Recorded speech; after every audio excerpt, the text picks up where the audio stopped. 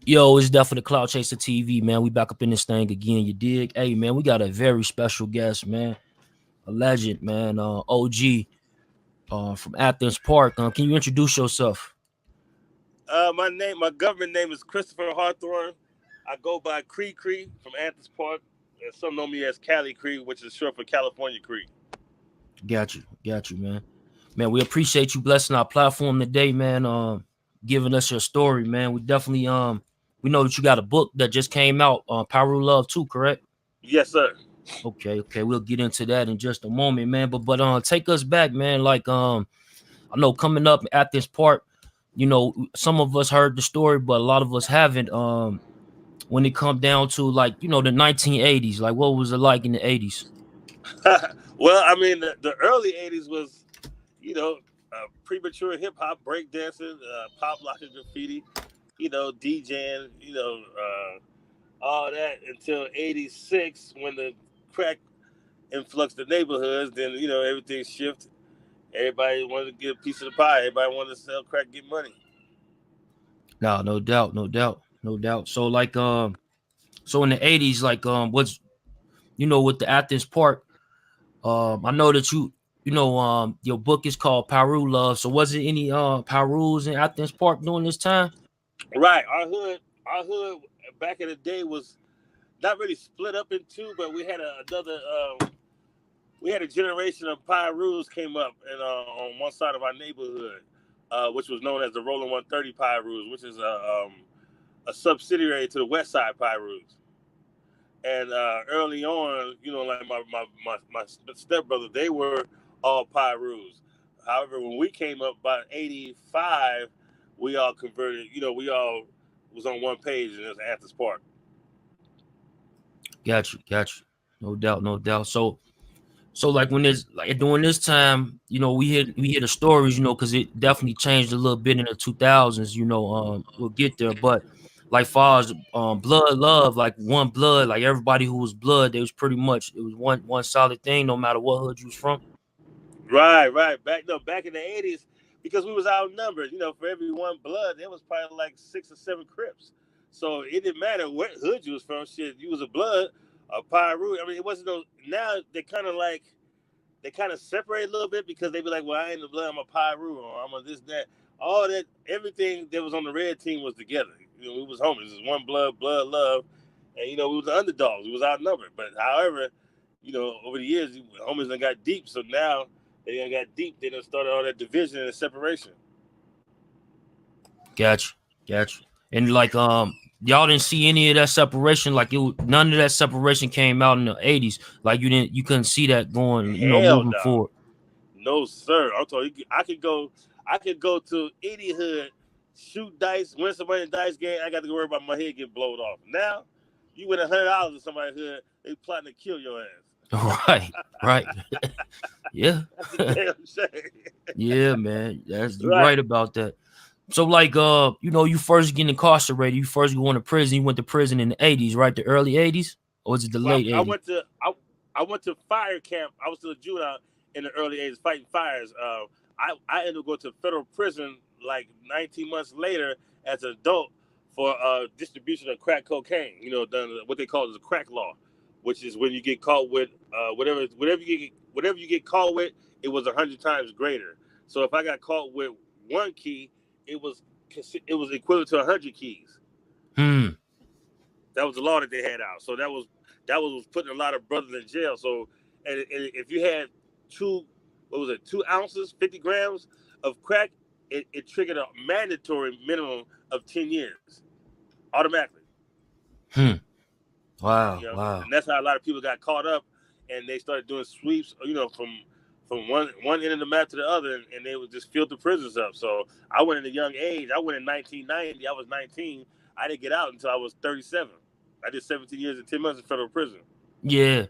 And I know you before you went in, to get you there, you was talking about I seen on the interview you was talking about the crack epidemic and basically when you came home, now crack is at full force, Right. and you wanted to make some money and hop in and shit when you first hop in, do you see a major influx of money? Like you start to make a lot of money? Well, okay, when crack first hit, it hit hard anyway. It just hit hard. Okay, but we wasn't really taking it serious. I went to jail. I went to fire camp and came back, and then everybody was kind of like, they was reaping the benefits from it, for selling drugs. So I was like, okay, well, I did it before, but everybody was hitting OT because it was double the money. You get Mm-hmm. more for your money, it's more bang for your buck. So yeah, so when I got out, I took it a little bit more serious. So I was like, I got into the dope game a little bit more, just more focused on it, more serious about it. No, no doubt, no doubt. So yeah, so now now they got these crack laws coming about. Did you know anything about these crack laws that they was putting in place? No, no, they slid that crack law in '88. They passed the law in 1988, the mandatory minimum, and I don't know if they started, like using it. I had a few friends that got caught in Oklahoma, and they was telling me about it. They used to always just say, "Don't have it hard, keep it soft. Keep the dope soft, keep it soft. You don't want it cooked up." Like, man, anybody walk around with no soft dope. We want this shit hard, ready hard. You know what I'm saying? Don't have it in a cook form. So but he was trying to tell us about the crack law. We was like, man, we ain't trying to hear that. You know when you out there on the streets, you feel like you're invincible. So and you don't think it can happen to you. So we're like, man, we ain't trying to hear that shit. 2 years later, bam, bust our heads open. Wow, gotcha. Yeah, So now you yeah. go to federal. Now you in federal prison, man. Like like when you first get there, like what was you thinking? when I when I first went to federal prison, I had a boatload of time, so I was still young and I was gang banging. So I went in gang banging. You know what I'm saying? I went in gang banging. It wasn't that many Bloods. It was a lot of Crips. My first spot was Inglewood, Colorado, and Inglewood, Colorado is more like it's a youth federal act. They put like youngsters in there from 18 to 25. So that was my first spot, and I just had a gang of time, man. I didn't care. I didn't, I was just wilding out, man. Staying here, getting kicked out of one prison, going, man, I done been in so many prisons and so many institutions. Back in the day, they didn't have that many federal prisons as they do now. But I was getting ping pong and shuffling back and forth to a lot of federal prisons. Mm-hmm. And I heard you talk about like some of the activities they had back then in federal prisons. Like when you first got in there, that they took out like you was able to play golf and Yeah, you was able to y'all was having play. parties and stuff. Can you talk about that? Yeah, they had when I got there, they had video games. They had all the cable shit. They had vending machines. They had money. Used to have quarters, rolls of quarters. They had putt golf, so you walk around with golf clubs. uh, they had what else they had? Oh, you could get packages, so you could get different clothes sent in. Not the stuff they sold to commissary. Like you could get some stuff sent in, like robes, house shoes, Yeah, and you wear colors. Back then, they would let you wear red and blue. It was. You have keyboards back then, so it made the time. It made the time way easier. But then when they started implementing that crack law, when they started blocking people for that crack law, they started bringing a lot of young blacks in, and it kind of shifted the system, man. The system shifted because it was a lot of dudes. You got to think, D.C., Baltimore, New York, Houston. They was locking up all the youth from all these different cities: yeah, Detroit, L.A., San Diego, Oakland. So it was never youngsters coming to jail for crack. A lot of people coming to jail. You go to jail, man, there's a yard full of young people in there. hmm, yeah. Wow. So like, so now you got like, so now you in prison. You in prison, and I know you came across a few different people. I know you came across Freeway Rick Ross. Freeway Rick, Ray Browning out of Pasadena, Doc Holliday out of Pasadena, John Gotti, uh, Noah Roberts is Jesse Jackson's brother Mm. out of Chicago. They like to, I they had know you. El Rookers. Yeah. They had Rookers. They had and then Jeff Ford, Big Jeff Ford, and his son. I was locked up with his son, the Prince, and Who Big Prince Ford and walked Little either? Ford. Oh, love for it. Love for it. Yeah, Little Fort. Yeah, he passed away at Little Fort. Yeah, I was in Wisconsin with him, and I was locked up with his daddy in Marion, Illinois. got you. What type of relationship did like was it a issue? You know, you been from Chicago. I mean, you been from California, and they been from Chicago, or any of them No, no, guys? no. We know, we both on the red team, so it was all good. I got you. I got you. You know what I'm saying? We all on the red team. Soon I got there, they made sure I was straight. Oh, that's what's up. You That's know, what's up. commissary, weapons, whatever. You know what I'm saying? So Yeah. it was, as soon as I hit the yard, what's up, blood? You straight? I said, yeah, I need a few things, and then whatever I asked, they gave it to me. They gave it to me, and I was invited to all their picnics and all they little dealings that they had. Mm-hmm. Their services in the religion, all that. It was Yeah. love, man. Juma. Say it again. Juma. Yeah, Juma, exactly. Yeah. Juma and Kwanzaa and all that type of stuff. So yeah, but no, I was in Oxford, Wisconsin with Little Fort, and there's a lot of Chicago people there, in Wisconsin. No, no doubt, no doubt. So like I know like you said the John Gotti, like wasn't you in prison with John Gotti when he had that incident when they said that he had got beat up of some sort? Right. Yeah, I came right after that. Right after that. Did he talk about it alone in the yard or anything Yeah, like that? he took once we got to kicking it, he told me what happened. He was like, man, he let it get his 15 minutes fame. It wasn't nothing because it was, it was more or less an issue of because Marion is all bars. There's no doors. So and then they have pull up bars in front of certain people's cells in a dip bar. So Mm-hmm. if I wanted to come and work out, I probably had to do some pull ups right in front of your cell. So in order for you to not see me, you put a blanket up, but you still can hear me. So and then he asked. I guess he said something about the noise, and then they do said something, but then he came off. They unracked his door to do something, and the dude attacked him or something like that. But he told me about it, but you know, it wasn't no big deal. He didn't sweat it. Got you. And I know you spoke on it before, but just the people who don't know, some people they had some type of way they thought that John Gotti was racist against like black people.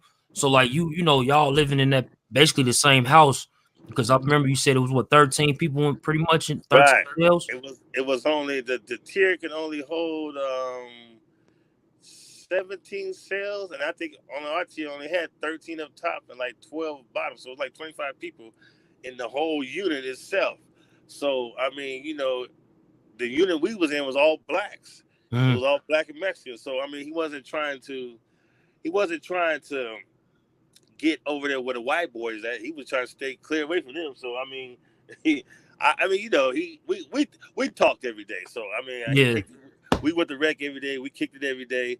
I mean, I don't know what he did to pass, but I know when we was there, he was respectful, and we chopped it up every day like men. You know what I'm saying? So I don't know his background, what he did to some blacks, or how he don't like whatever. I don't know the New York politics or whatever. You know what I'm saying? But I know when we was dealing with each other, it was all respect. got you.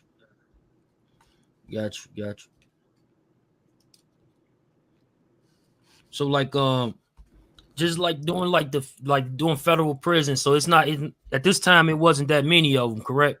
It Right. It wasn't wasn't that that many many of them. institutions. So like how violent was it? Like all of them was pretty violent since they got to house all the. Yeah, I mean, you had back then. You had Long Polk Prison. You had Lewisburg, Terre Haute, Leavenworth, and Atlanta, and then you had about one more, but they didn't have that many A USP stands for United States Penitentiary. That's the that's the high level. Marion and Florence ADX is the max. That's the max. That's where you locked up 21 hours. 21 hours. You locked up 21 hours a day and 3 hours a rec. But that's for when you got to really be a bad actor to get to that level. You know what I'm saying? So once you get to Marion and ADX, that's the maximum security. You know what I'm saying? So you go underneath that is the USP. This is the prisons. Then you had the FCI, which is a federal correctional institution, and then you had the FPC, the federal prison camp, which is a low level. So yeah, I mean, I started off in a medium and was stuck. Went all the way up to 21-hour lockdown. I went to the Marion, and I was kind of like able to lock down, but I stayed in the USP. I never went back down to a medium level. I was just stuck in the Twilight Hmm. Zone. Gotcha. Just stuck. So like when it comes to your book, you got the first book, Paru Love. One, did you write that in prison or? Yes, I wrote Pyru Love in prison after reading. Are you familiar with Triple Crown Productions? Yes.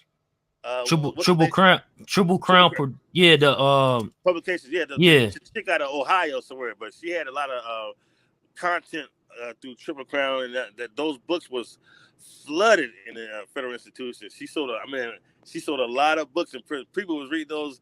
I mean, they were good stories. You know, a lot of drug stories, a lot of hood stories. And after a while, they became, it became repetitive. You know what I mean? So Mm-hmm. I I told my celly, I said, man, I'm gonna write my own story, man. And these stories are cool. Don't get me wrong, but I think I got an interesting story too. He was like, man, get with it. So I started getting with it in 06.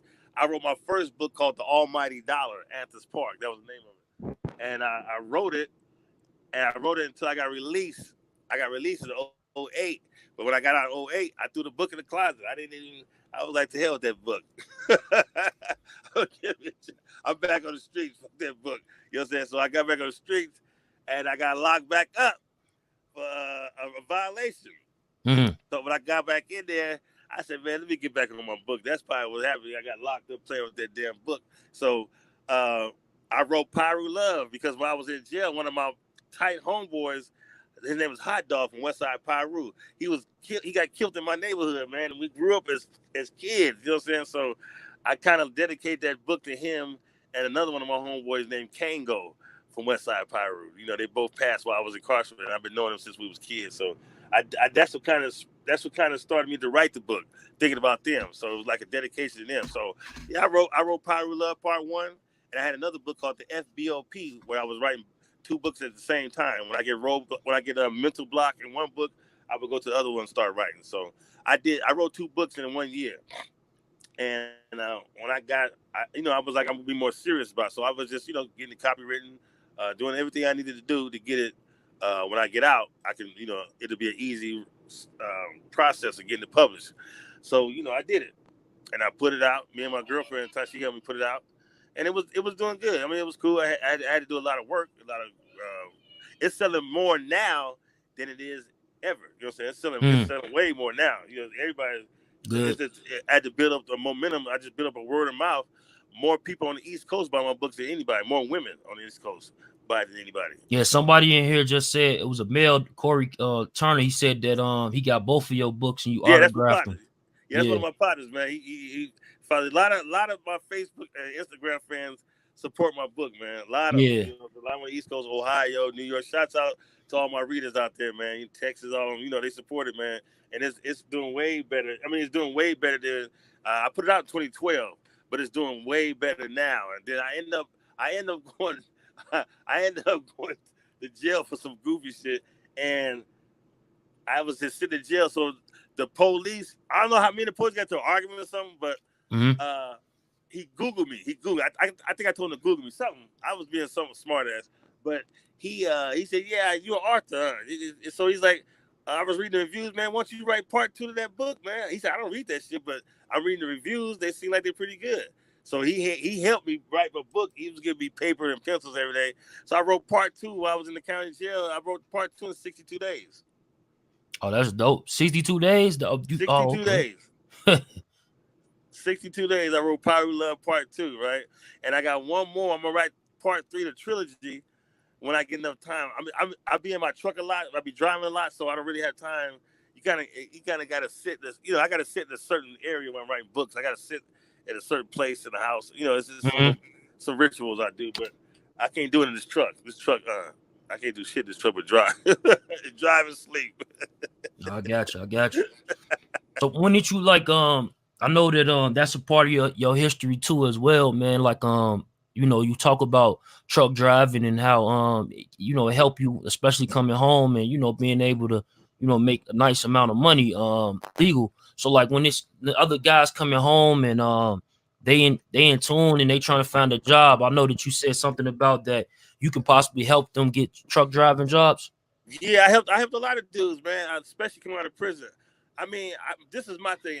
If you ain't doing nothing, you don't have nothing going for yourself, uh, and you trying to do something for yourself, you know what I'm saying? I mean, damn, you should at least. I tell dudes to follow the same route I did. I went through CR England trucking school. It's free. You ain't got to pay for nothing. They're gonna teach you everything, how to drive. Only thing they want you to do in the end is drive for them for a Right. year. I mean, I don't think that's a bad deal. They gonna teach you everything, put you in a hotel, feed you, uh, put you on the road, and you're still gonna make money while you pay them back. You're still making money. So I thought about it. And I said, man, that's a win-win situation for me. I'm supposed to jump on it, And I didn't have to drive for about 9 months, and then I started exploring the other companies, and then started learning more, and how the pay system works and all that. So there's a lot of trucking companies out here. I would advise anybody, especially getting out of prison, don't have nothing, they want to work, jump into this truck driving, man. It's out here for you. You got to worry about your boss. They ain't worry about your record. You could be a felon, and all that shit, man. Especially for a motherfucker that got felons. I mean, you need to jump in the truck, man. Do Right. something, and it's a free vacation.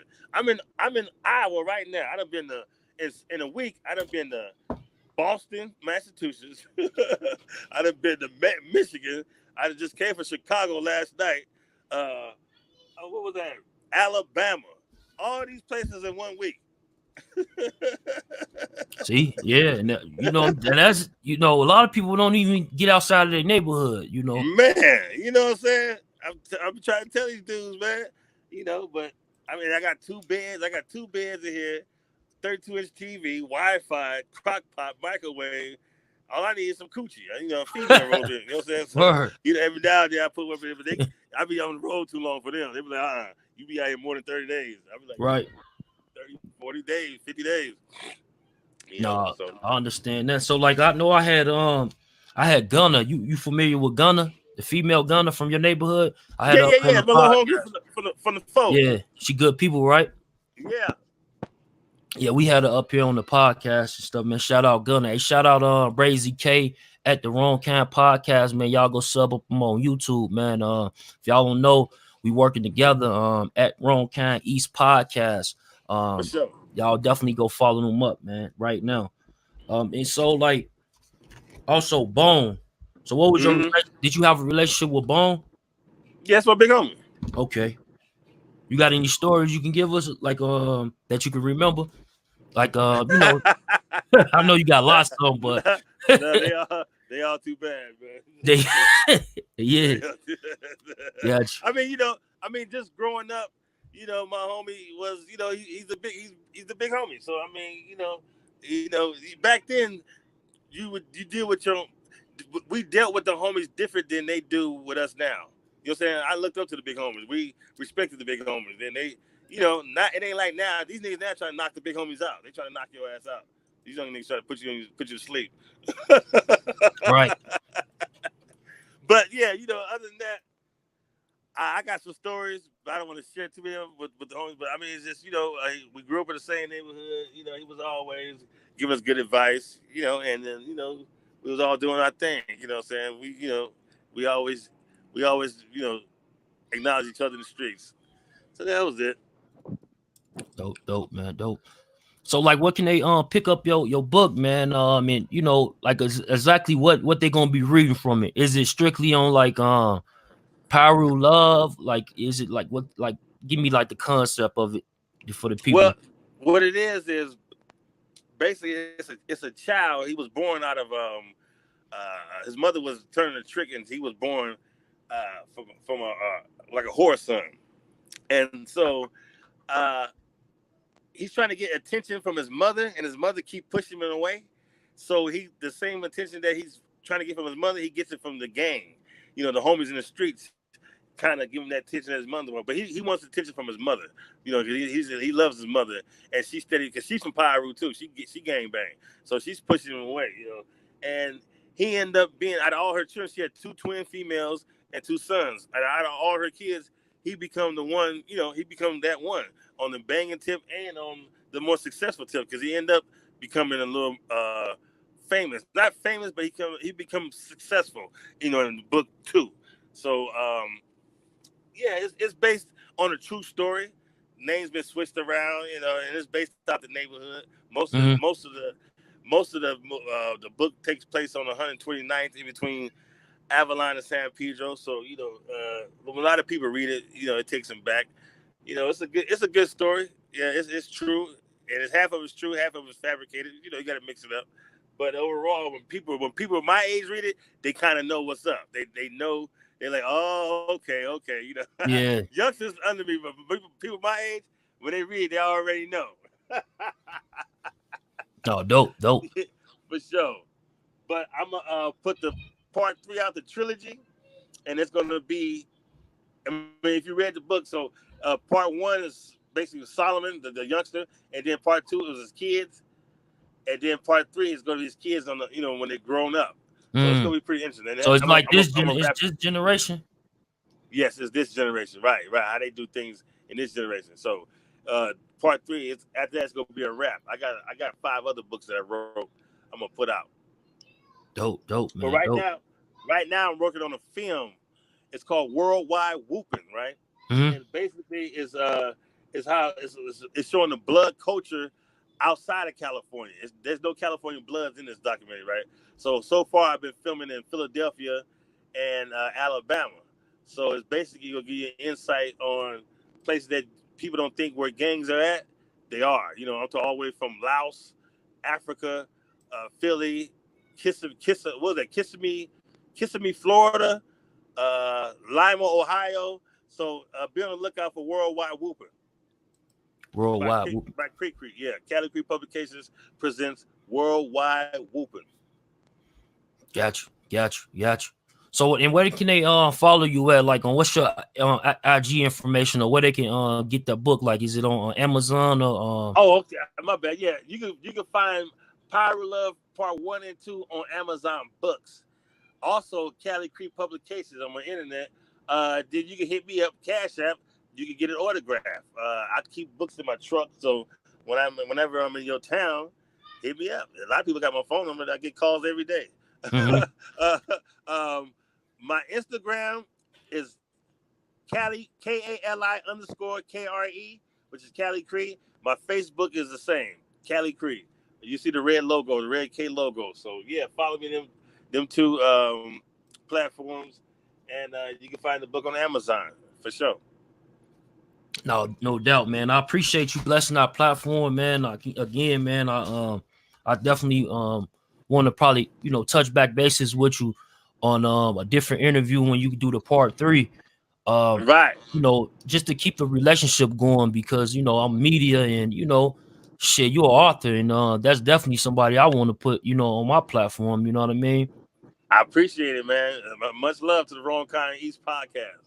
No doubt, man. So we appreciate you, man. Anything you want to leave the people with? Be on the lookout for my short movie called Joe, Jealous One Envy, be dropping this year. Okay, and it's a short. It's like a It's a short short, film. yes, a short film starring Mama Boo Boo. Okay, okay. I seen her interview. That's you talking about Boo Boo, the interview I seen, right? Is Yeah, that that's my little homegirl right there. yeah? That's my other half. Oh, dope. That's gonna be dope, man. I seen the interview y'all had did on Street TV, man. That was dope. So definitely like to Right, hear that. for sure. All right, man. I appreciate you, man. Salute, man. It's been one. Hey, man, I'm glad you have me, man. Much respect to y'all, and much respect to the Wrong Kind East podcast. Salute, fam. Right on.